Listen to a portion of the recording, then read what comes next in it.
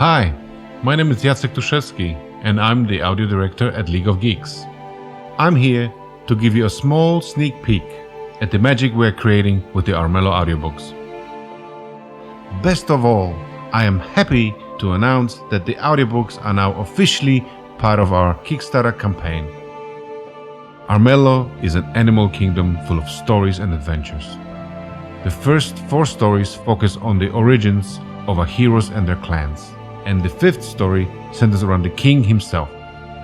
I hope you enjoy this short excerpt from the first of our novellas, The Winter Wolf by Trent Custers.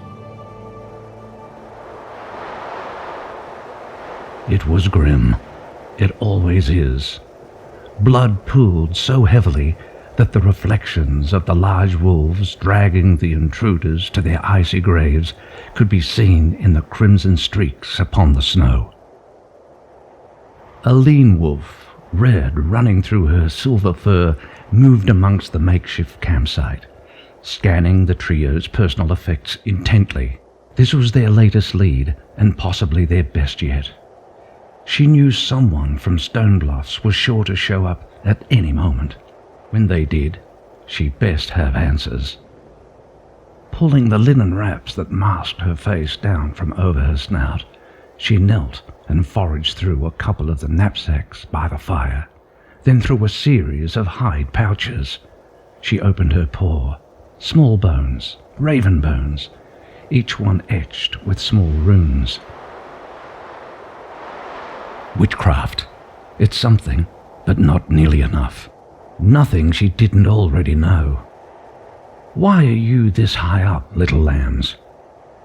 A slender, yet imposing grey wolf stood behind her at the edge of the campsite. Anything yet? Flanked at the hips by 2 hand axes, blood-soaked hide cuffs protected his forearms, and various fur wrapped his torso in the overzealous manner required at this altitude. For a moment, she didn't respond. He dropped to all 4s, gripped one of the remaining marmot's hind legs in his jaw, spat it out again, and looked down at the corpse.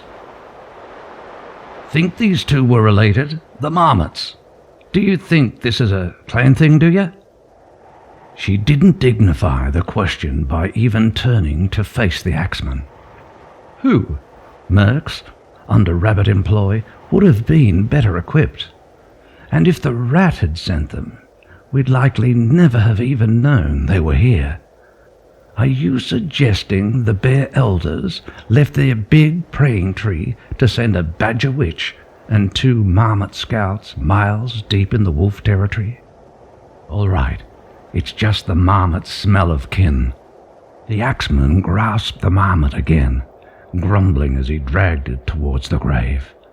The other wolf, the largest of the 3, was already busy packing snow around the first 2 corpses. After some more sifting, she paused, momentarily motionless, then snapped up, bounding out of the campsite in the way only a wolf could. Slowly stalking the perimeter of the clearing, she scanned the ground, sniffing every 3rd moment, dropping to all 4s now and then, putting her snout to the snow. Sure, she'd found what she was looking for. "Sky!" a burly voice called her from behind.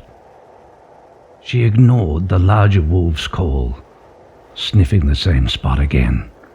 It was just what she'd hoped she wouldn't find. Getting back up on her hind legs, she took one last look and turned her head to the kills her wolves were putting on ice.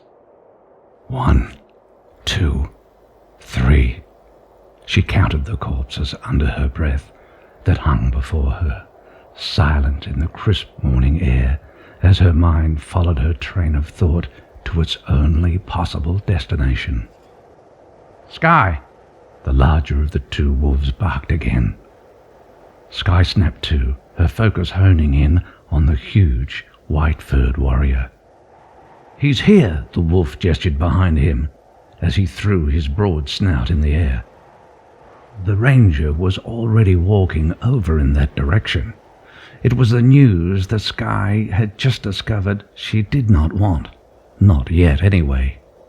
She looked back at the snow one last time, her eyes fixated on a set of tracks heading out of the campsite. Only a thin layer of morning snow covering them. 4